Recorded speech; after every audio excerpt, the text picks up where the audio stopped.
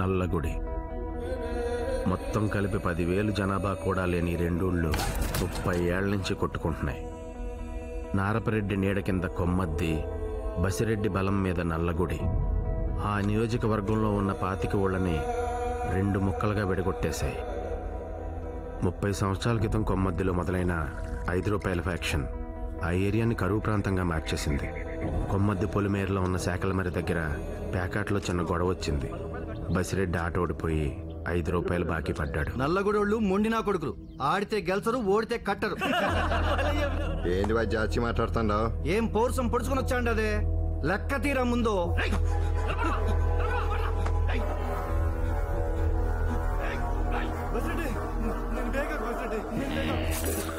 అందుకే దీన్ని ₹5 ఫ్యాక్షన్ అంటారు. దానికి ప్రతీకారంగా నారపరెడ్డి బసిరెడ్డి మనుషుల్ని కిలోరాయితో కొట్టి చంపాడు. ఆ కోపంతో బసిరెడ్డి నారపరెడ్డి తండ్రి తిమ్మారెడ్డిని పొడిచి చంపాడు.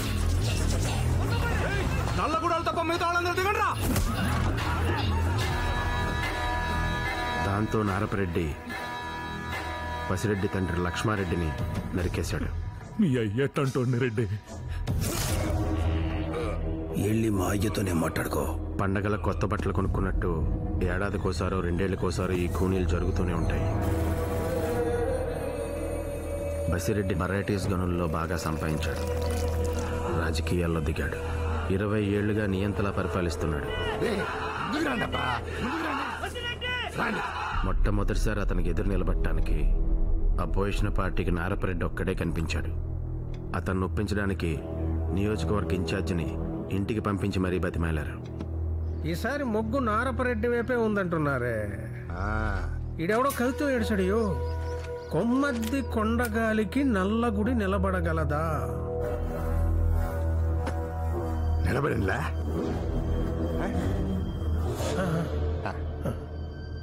చదువులకని లండన్ వెళ్ళి 12 సంవత్సరాల తర్వాత ఊరు తిరిగి వస్తున్న నారపరెడ్డి కొడుకు వీరరాఘవరెడ్డి కోసం తల్లిదండ్రులతో పాటు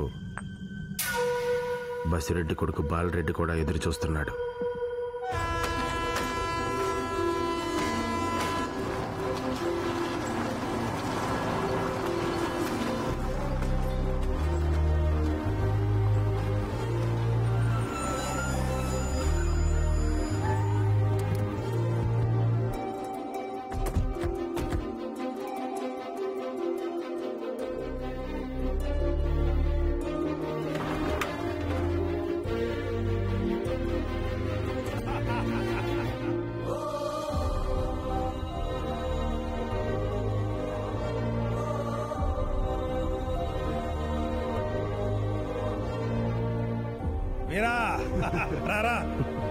ఏంది నాయనా, రైలుకు బ్రేకులు లేవా?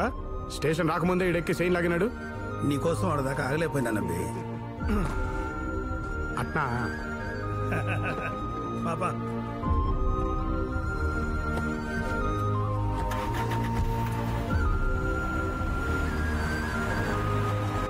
ఏంది మామా, ఏదైనా తట్టుండదా? ఎలక్షన్లు కదప్పా, ఈ 2 మాసాలు అంత జాగ్రత్తగా ఉండాలి. అందులోనూ బసిరెడ్డి బలవంతుడు కదా. బసిరెడ్డి బలం బస్తాల్లో ఉండదు, మన బలం బస్తీల్లో ఉండదు. నువ్వు గమ్మునుండు.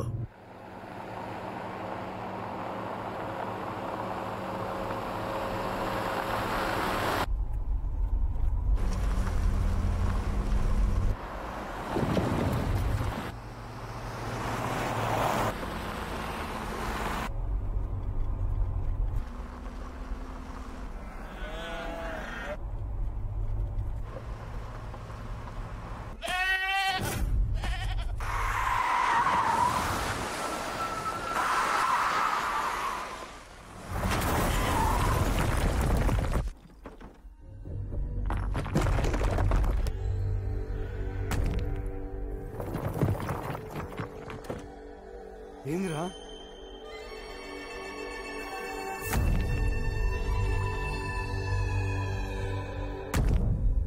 నాయనా కిందికి దిగో.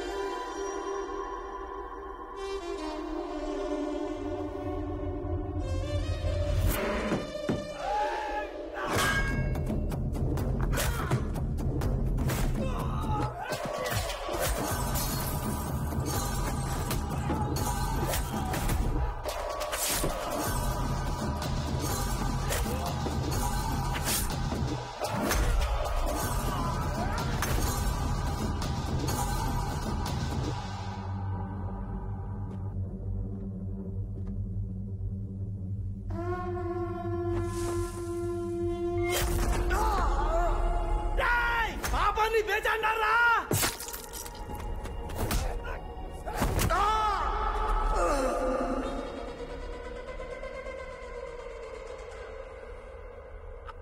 కోతలేతగా ఉంది నారపరెడ్డి బిడ్డ.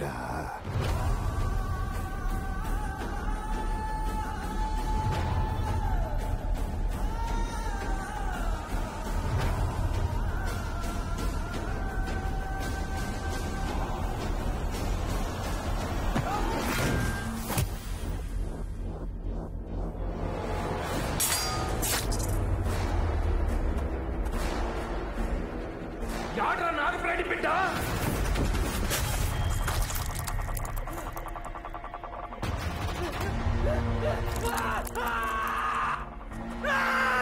పాపని తగబడినాడ్రా.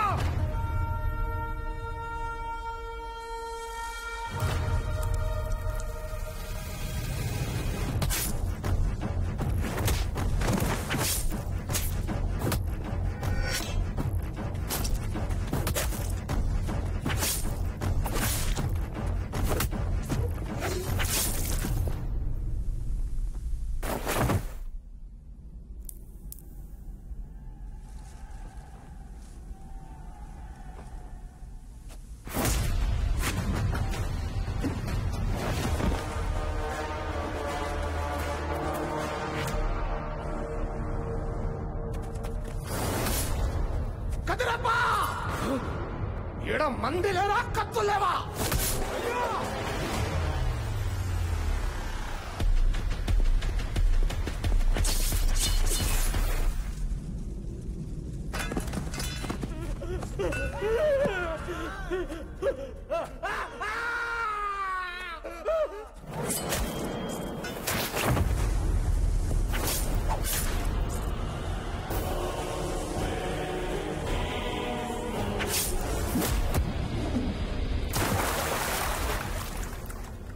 సూర్యడే పరిచా!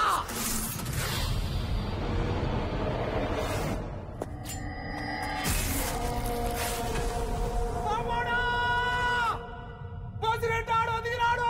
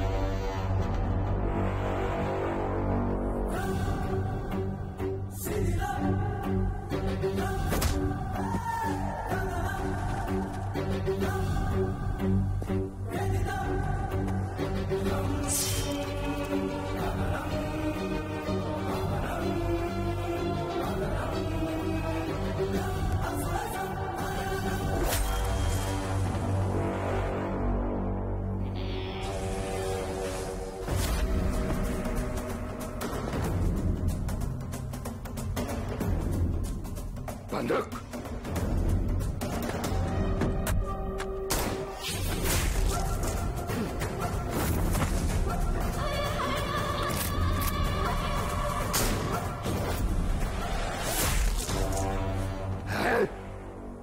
త్రుటాలై.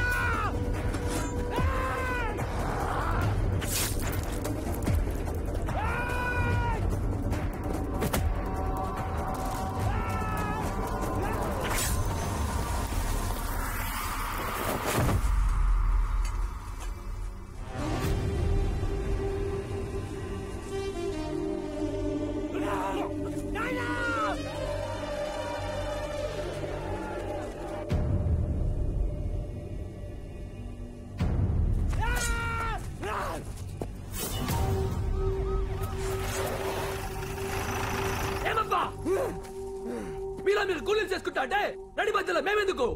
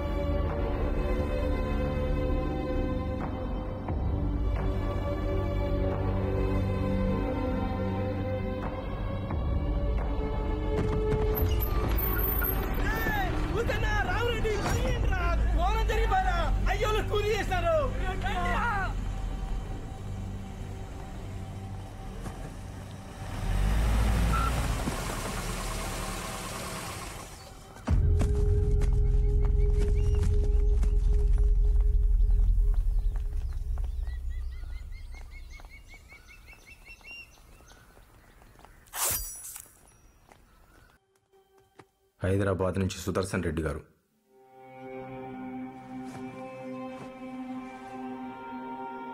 చెన్నయ్య లైన్లో ఉన్నాడయ్యా. సారీ బాబు, రావడం పడలేదు.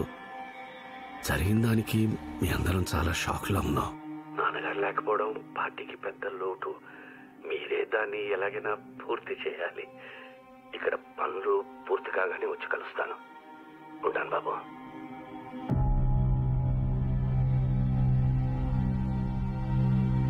ఇదే సొందు చెన్నయ్య, బసిరెడ్డి కొడుకు తలకాయ లేపుదాం.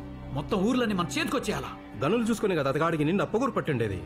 ఎట్లయినా చేసి అది కూడా మనమే చేద్దామప్పా. ఊళ్ళో ఇల్లుండాదా, ఇంట్లో ఊరుండాదా? మీ బగిసికి బసిరెడ్డి కొడుకు సాలా? బెంగళూరులో ఉన్న వాని మనోని కూడా సంపితే సాల్నా? పోండ్రా పోండి.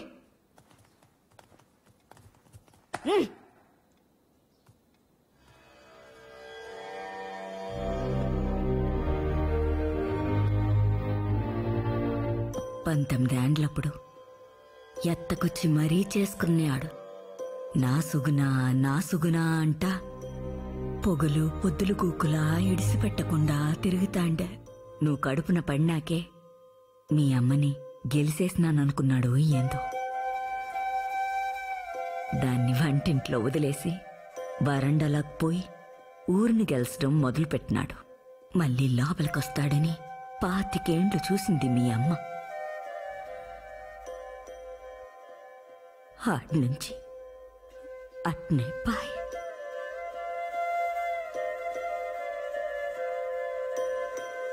ముప్పై ఏండ్ల నాడు మీ తాత కత్తి పట్టినాడంటే అది అవసరం. అదే కత్తి మీ నాయన ఎత్తినాడంటే అది వారసత్వం. 10 దినాల నాడు అదే కత్తి నువ్వు దూసినావంటే అది లక్షణం. ఆ కత్తి నీ బిడ్డ నాటికి లోపమైతుందా? భయం వేస్తాండాదిరా వీరా. ఆ పొద్దు నువ్వు కత్తి పట్టినట్లేదే, అది నీ చేతికి ములిసినట్టుండాదని మనోళ్ళు అనుకుంటా అంటారు. ఇంక చాలు, పడినంతా పడినా.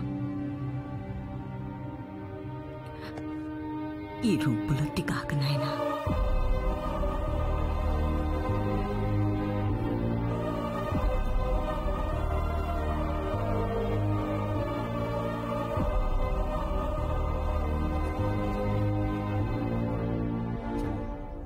దండాలియా. ఎవరు మా నువ్వు? నాగమణి చిన్నయ్య, శివయ్య పెళ్ళాం.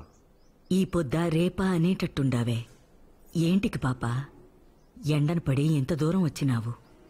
మొన్న కొట్లాటల్లో కేసు పెట్టి పోలీసోళ్ళు ఆ ఇంటాయన్ని తోడుకుపోయినారయ్యా. వాడినేదారే నీకేంటికి లేమ్మా. నేను వకీల్తో మాట్లాడి వాడిని బెయిల్ మీద తోడుకొస్తాలే. నువ్వు ఇంటికి పో. వద్దునే వద్దు చిన్నయ్య, వానికి బెయిల్ వద్దు. అయ్యో రామరెడ్డి, దాహం తీసుకురా. చిన్నయ్య, బయట మన వాళ్ళు మాట్లాడుకుంటా అన్నారు బసిరెడ్డి కొడుకుని చంపుతారంటనే. ఇప్పుడు మా మగోడు బయటకు వచ్చినాడంటే కత్తి పట్టుకుని ఆ నల్లగుడి మీదకు పోతాడు. ఆడనే పగోళ్ళు చంపినారంటే పుట్టింది ఏ పెట్టని కొడుకు తెలియదు కదయ్యా. వద్దు చిన్నయ్య, వాళ్ళకి బెయిలొద్దు. వాడు జైల్లోనే ఉంటే కనీసం మేలాకట్లోనైనా బిడ్డని చూపిస్తాం. వాడు బయటకు వచ్చినాక ఎట్టాగు మీ చేతిలో కత్తే కదయ్యా. రాతిద్దే అనుకుంటాం. ఇక దట్టా పెడుతొచ్చింది. వాడిని బయటకు తీసుకురాదయ్యా, బయటకు తీసుకురాదయ్యా.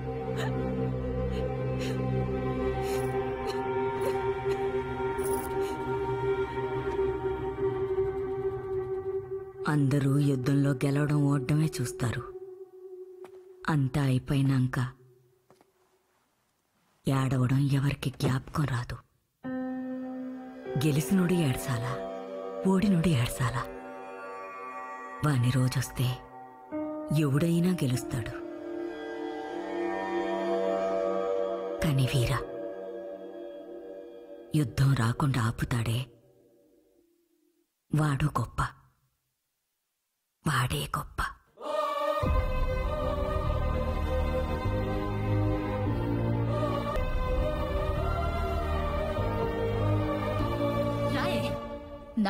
నా కోడలంటా పోరి పోరి పిలిపించినారు. దాని మెళ్ళో తాళి బొట్టు బళ్ళగాని నా మొహం మీద బొట్టు తుడిపేసినారు.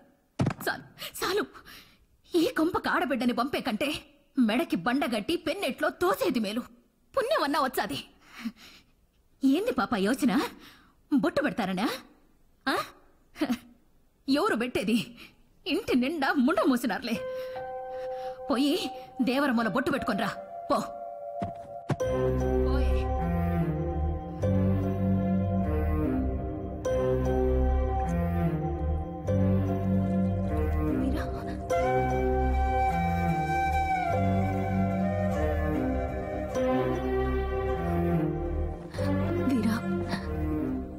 మీ నాయన అట్టపోయినాడు, నువ్వు ఇట్టుపోతాండావా?